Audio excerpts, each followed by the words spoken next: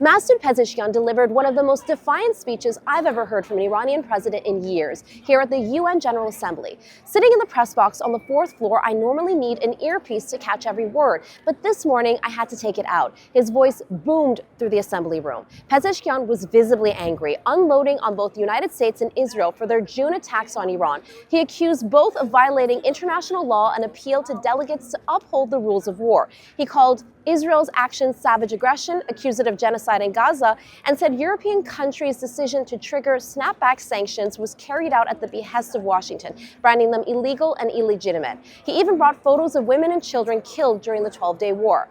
Pezeshkian mentioned Syria's devastated infrastructure, but did not dwell at all on how Iranian support for Bashar al-Assad deepened the destruction there.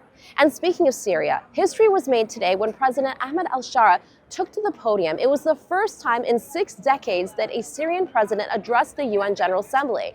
I was anticipating that he would talk about Iran, but instead he kept his speech short and strikingly positive, not mentioning his battlefield nemesis once. Israel's delegation made its own statement without even delivering a speech by boycotting Pezeshkian's address and walking out of the assembly room before it even began.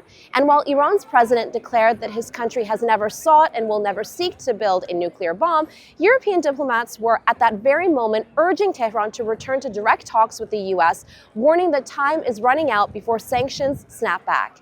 Adding to the drama, Iran accused Washington of muzzling its voice here in New York, saying the US restricted its delegation's movements and denied visas to much of Pezeshkian's media team.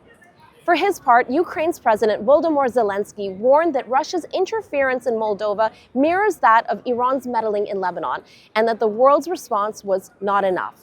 So inside and outside the assembly room, the contrast could not have been sharper. Iran projecting defiance, Syria presenting a message of renewal, Israel staging a boycott, and Ukraine lumping Iran among the West's adversaries. All of this begs the question, will these speeches bring diplomacy any closer or drive it further away? Negar Mojtahedi, Iran International.